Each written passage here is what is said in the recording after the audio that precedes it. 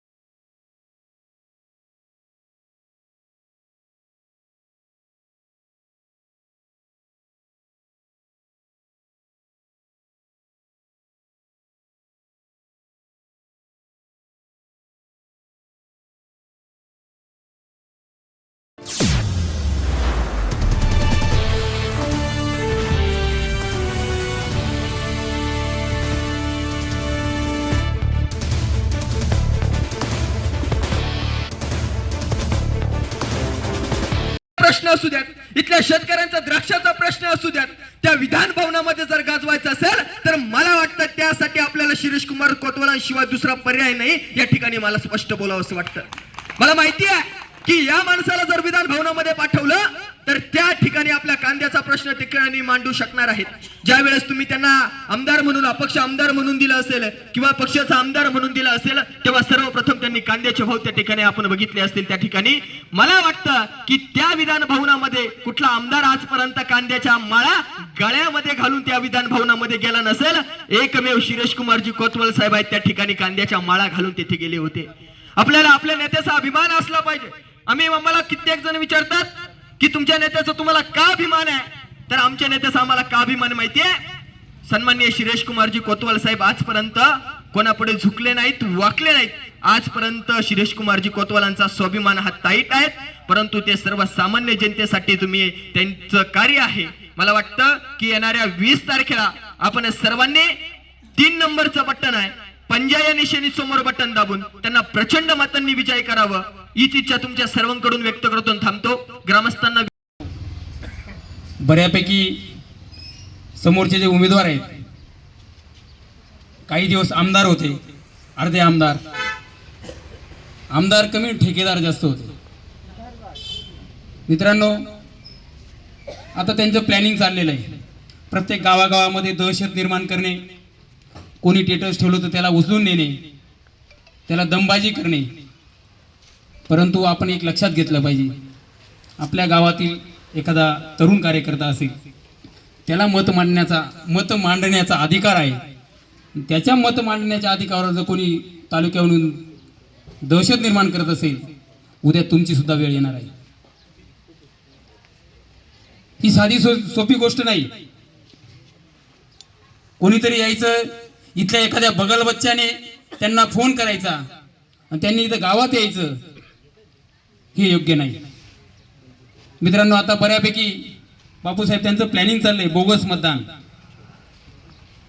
आपण लक्षात घ्या, हे बोगस मतदानाने आता निवडून जातील, पण भविष्यामध्ये ग्रामपंचायत आपल्याला खेळायची आहे, जिल्हा परिषद आपल्याला खेळायची आहे, त्यावेळेस आपल्या गावाची शिस्त बिघडू शकते।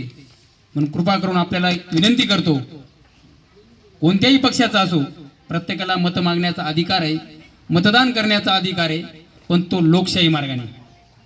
लोकशाही जिवंत ठेवायची असेल या दुष्ट शक्तींना आपल्याला या सत्तेपासून दूर ठेवावं लागेल। मित्रांनो आपण यांना आपल्या कामासाठी, आपल्या भल्यासाठी आपण यांना निवडून दिलेले, आपण यांना ताकद निर्माण करून दिलेली आहे। परंतु हे लोक गेल्या 10 वर्षापासून या ताकदीचा गैरवापर करून आपल्या इथं एखाद्या बगल बच्चाला हाताशी धरून या गावावर दहशत निर्माण करण्याचं काम करतायत।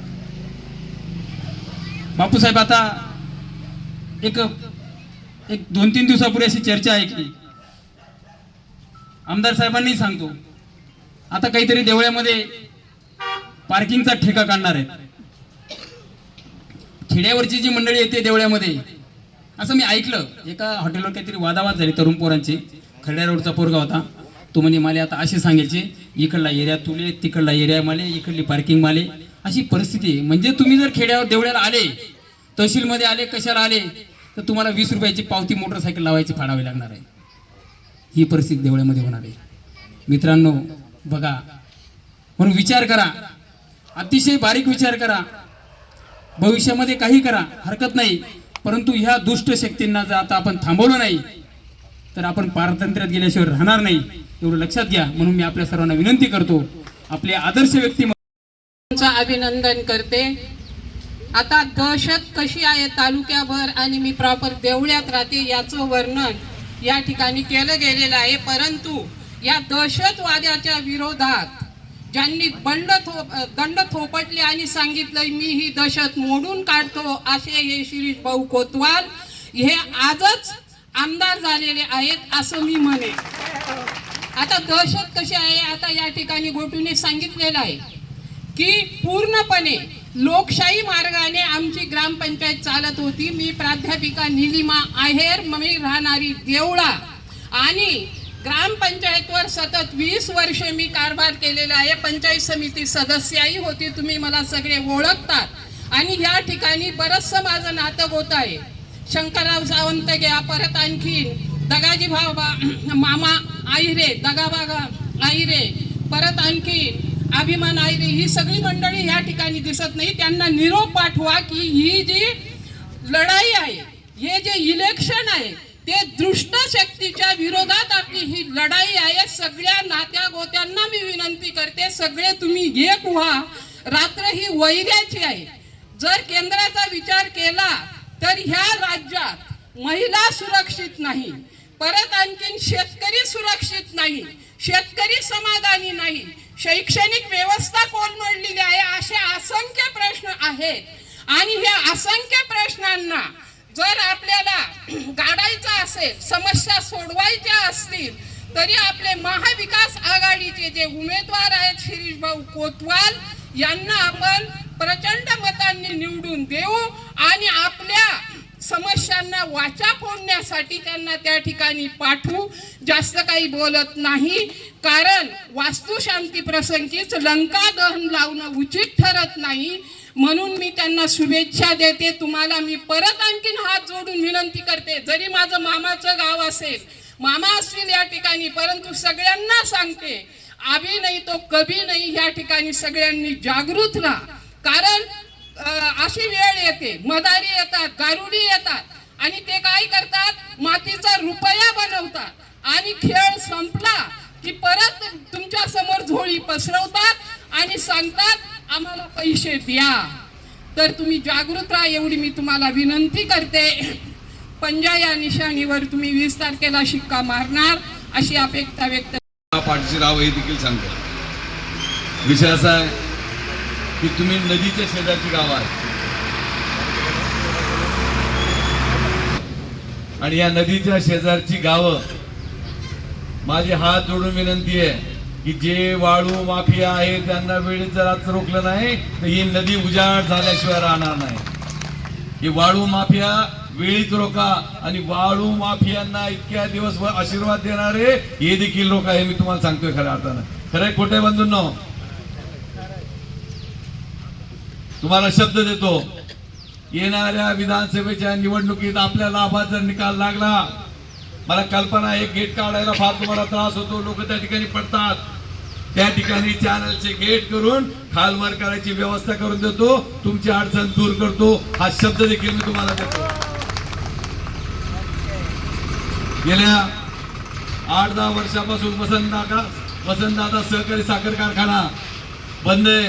हा पंडित बापू जीवाचं रान करतोय, तर त्यांना यश आलेलं नाही. जर आपला महाविकास आघाडी सत्ता आली, तो कारखाना परत एकदा सुरू करण्यासाठी शासनाकडनं पैसा आणि शेतकऱ्यांच्या ताब्यामध्ये हा कारखाना देऊन याचं धुरळा पेटवल्याशिवाय राहणार नाही. मी शिरीष कोतवाल म्हणून तुम्हाला शब्द देतो.